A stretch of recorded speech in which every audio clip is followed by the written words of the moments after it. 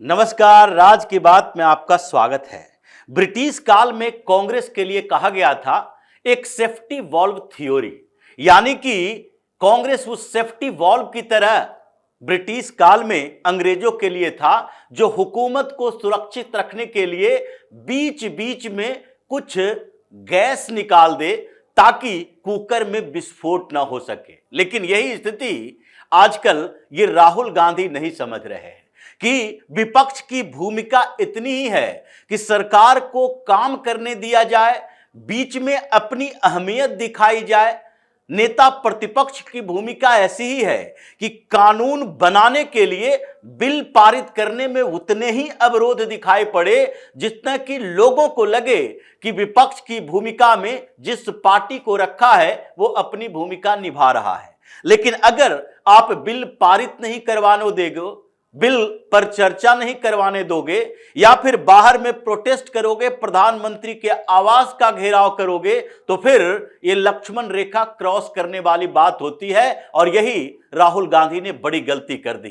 राहुल गांधी नेता प्रतिपक्ष है, सांसद है, कांग्रेस के सबसे बड़े नेता हैं।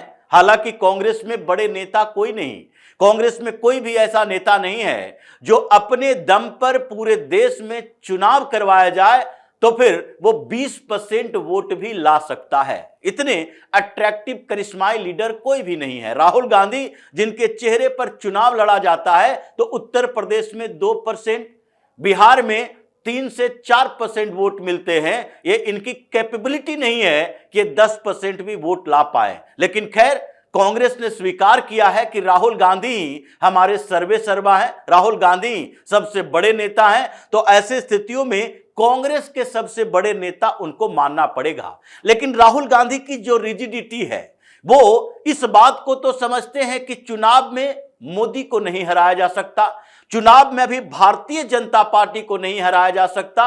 राज्य का चुनाव होगा, वहां पर भी कांग्रेस एन केन प्रकारेण साउथ इंडिया के कुछ स्टेट में अपना अस्तित्व बचाएगी, कुछ जगहों पर किसी तरीके से चुनाव जीतने में कामयाब रह सकती है। लेकिन नेशनल लेवल पर चुनाव अगर लोकसभा का होगा तो कांग्रेस कहीं टिक नहीं पाएगी। राज्यों में भी 80% राज्यों में कांग्रेस का अस्तित्व खत्म हो चुका है। नॉर्थ ईस्ट से कांग्रेस गायब, किसी भी स्टेट में कांग्रेस की औकात नहीं बची है। जहां पर सारे स्टेट में 7+1 8 स्टेट में कांग्रेस की ही सरकारें हुआ करती थी, एक जगह नहीं है। वहां पर सांसद इनके मणिपुर में प्रोटेस्ट हंगामा कुकियों से साजिश के कारण जीत गए, नहीं तो और कहीं इनकी कोई औकात नहीं है। बंगाल में रही नहीं, उड़ीसा में रही नहीं, बिहार में रही नहीं, यहां तक कि उत्तर प्रदेश, मध्य प्रदेश, राजस्थान में भी वही स्थिति है।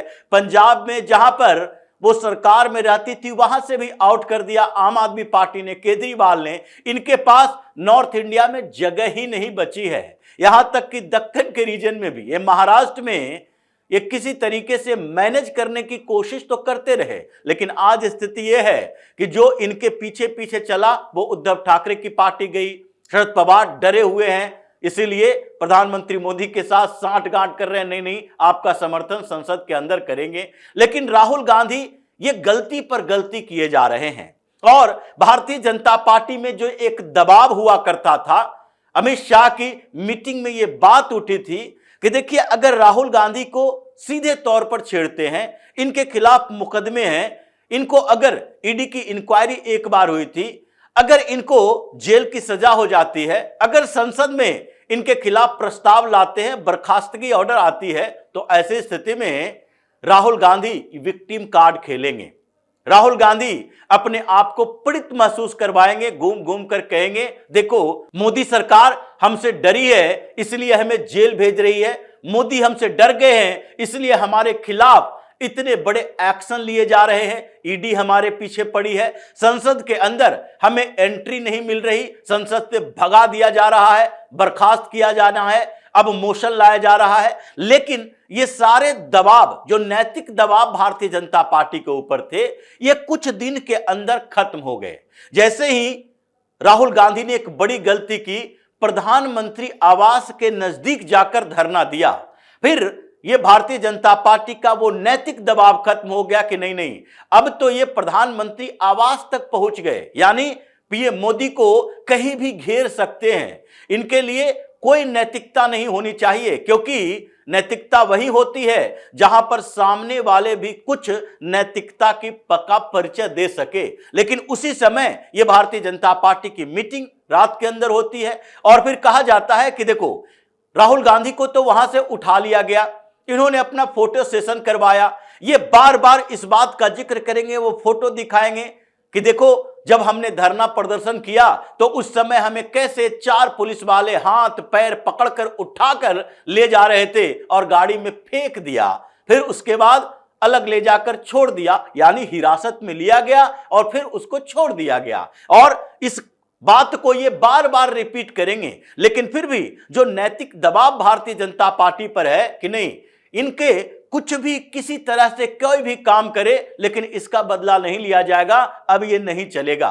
इसलिए इसका बदला तो लिया जाना चाहिए। और संकेत मिला इस बात का कि दूसरे दिन भारतीय जनता पार्टी ने कहा, प्रदेश में सरकारें भी आपकी भी है, हमारी भी है, केंद्र में हम सरकार में हैं, सत्ता में हैं, तो इसका मतलब यह नहीं है कि सत्ता में जो पार्टी है उसका संगठन पूरी तरह से चरमरा गया है। इसका मतलब यह नहीं है कि सत्ता में जो पार्टी बैठी हुई है वो विरोध नहीं कर सकती, प्रदर्शन नहीं कर सकती। इसका संकेत पिछली बार महिला आरक्षण विधेयक पारित न होने के बाद महिला मोर्चा भारतीय जनता पार्टी का दिखा चुकी है, अलग अलग जगहों पर प्रदर्शन करके। क्योंकि सड़क की राजनीति सिर्फ आपको करनी नहीं आती, सड़क की राजनीति हमें भी करनी आती है। और इसलिए भारतीय जनता पार्टी की मीटिंग में यह तय हुआ, अमित शाह ने आदेश दिया कि नहीं, इनको इनकी औकात दिखानी पड़ेगी। और दूसरे दिन ही भारतीय जनता पार्टी के कार्यकर्ताओं ने कांग्रेस के कई दफ्तरों को घेर लिया, अलग अलग इलाकों में। उत्तर प्रदेश में प्रदर्शन हुए, मध्य प्रदेश में प्रदर्शन हुए, बिहार में आक्रामक प्रदर्शन हुए, सदाकत आश्रम के चारों तरफ घेर लिए गए, लाठियां भी चली और कांग्रेस के कुछ कार्यकर्ता भी आए, पिट पिटाकर फिर भाग गए।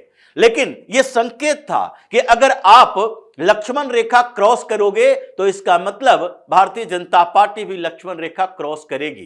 प्रोटेस्ट की राजनीति अपनी जगह है, लेकिन प्रोटेस्ट की एक सीमा है कि आप कहां प्रदर्शन करो, किस तरह का प्रदर्शन करो और किनके खिलाफ और किस जगह पर करो। लेकिन नहीं, आपने ये सारी सीमाएं तोड़ दी। फिर संसद में भी यही हुआ, जब राहुल गांधी संसद में भी सत्र को चलने नहीं दे रहे थे तो उसी समय संकेत दिया गया, आपके खिलाफ भी एक है, मोशन की तलवार आप पर लटकी है, सबस्टेंशियल मोशन। ये निशिकांत दुबे ने ही ये उठाया था और आपके खिलाफ एक दो नहीं कई सबूत हैं। विदेश में मिलने का, आपके खिलाफ विदेश में जाकर मीटिंग करने का, उस महिला से मिलने का जो कि रिजीम चेंजर मानी जाती है। ये अमेरिका में समंता पावर की बात हो रही थी, जिससे उज्बेकिस्तान में जाकर आपने मुलाकात की। आप सोरोस फाउंडेशन के लोगों के साथ मिलते हो। सोरोस वही व्यक्ति जो प्रधानमंत्री मोदी को चैलेंज कर चुका है कि नहीं नहीं, इनको हटाने के लिए मिलियंस ऑफ डॉलर खर्च करेंगे। उसी का ओपन सोसाइटी फाउंडेशन जो एनजीओ है, उसके लोग आपके इर्द गिर्द दिखाई पड़ते हैं। आपके खिलाफ इतने सबूत हैं कि आप चाइना के एजेंटों से भी मुलाकात करते हैं, चाइनीज एम्बेसी में भी गए थे।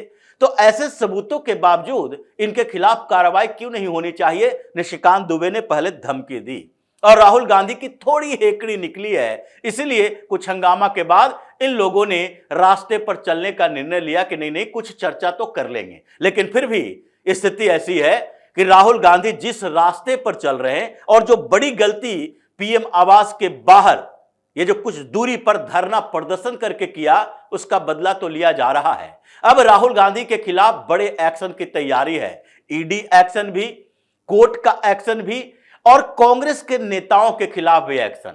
क्योंकि अभी जो सबस्टेंशियल मोशन की बात चल रही है, उसका मतलब ही है कि अब पहले राहुल गांधी के खिलाफ चर्चा किया जाएगा और चर्चा में निशिकांत दुबे वो सवाल उठाएंगे 0 आवर में। फिर उसके बाद स्पीकर को दिया जाएगा कि नहीं, हमको इस मुद्दे पर चर्चा की जरूरत है, क्योंकि नेता प्रतिपक्ष हैं, गंभीर पद पर हैं, मर्यादित पद पर हैं, लेकिन मर्यादा का ख्याल नहीं रखते। और इनके खिलाफ जो सबूत मिल रहे हैं वो देश के लोगों को जानना चाहिए कि आखिर राहुल गांधी हैं कौन। और ऐसी स्थिति में अब तो चर्चा के लिए समय मिलेगा।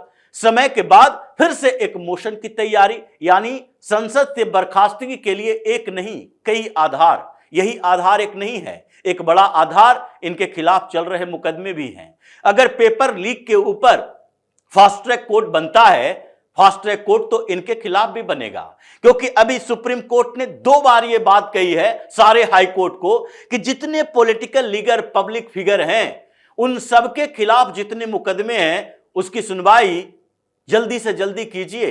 ये एमपी एमएलए कोर्ट में रेगुलर सुनवाई होनी चाहिए, 10-10 साल मुकदमा नहीं चलना चाहिए, क्योंकि इससे विवाद भी पैदा होता है, फैसला भी नहीं आता, अटका भी रहता है और लोगों के प्रति जवाबदेही है इनकी।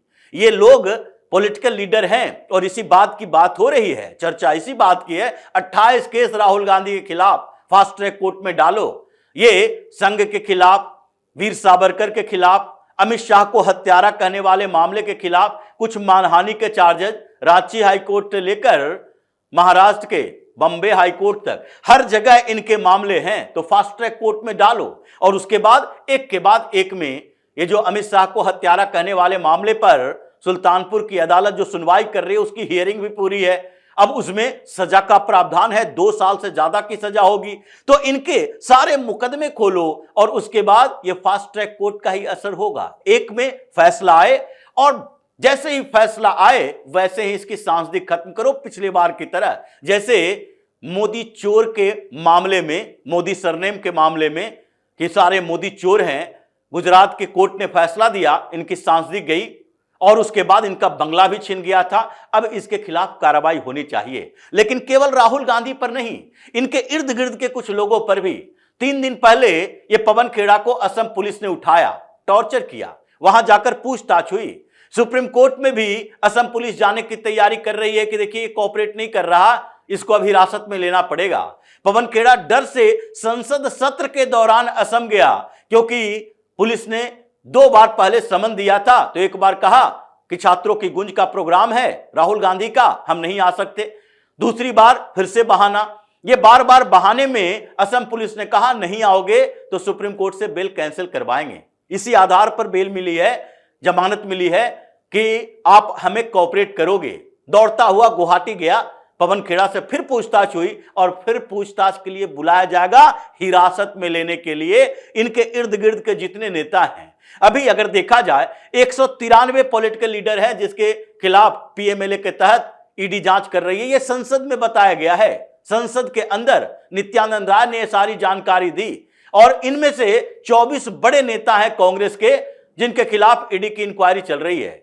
अब ये सब सारे मुकदमे खोलने चाहिए। ये बात चल रही है भारतीय जनता पार्टी में कि तब कब तक नैतिकता का ये बोझ लेकर चलेंगे कि नहीं, कांग्रेस के खिलाफ कार्रवाई में सामान्यतः आसानी से धीरे धीरे आगे बढ़ना चाहिए। राहुल गांधी, सोनिया गांधी, मल्लिकार्जुन खड़गे के खिलाफ, या फिर डीके शिव कुमार हो, या फिर रेवंत रेड्डी हो, या पी चिदम्बरम हो, कार्ति चिदम्बरम हो, इन सब ये चोरों के गैंग के खिलाफ धीरे धीरे कार्रवाई होगी। नहीं, इसको भी फास्ट ट्रैक पर डाला जाए और ईडी को टाइम बाउंड इन चीजों के लिए डेडलाइन दिया जाए, क्योंकि जिस तरीके से अगर पेपर लीक के मामले में 6 महीना में इंक्वायरी कंप्लीट होनी चाहिए, इन मामलों में भी होनी चाहिए। और इसलिए इसकी बात उठ रही है कि अब तो करप्शन के खिलाफ भी इन लोगों के खिलाफ कार्रवाई होने के लिए एक टाइम तय होना चाहिए। ऐसा नहीं है कि 12 साल 15 साल तक आप बाहर घूमते रहो और आपके खिलाफ जो कार्रवाई होनी चाहिए हो नहीं और ईडी इंक्वायरी करती रहे।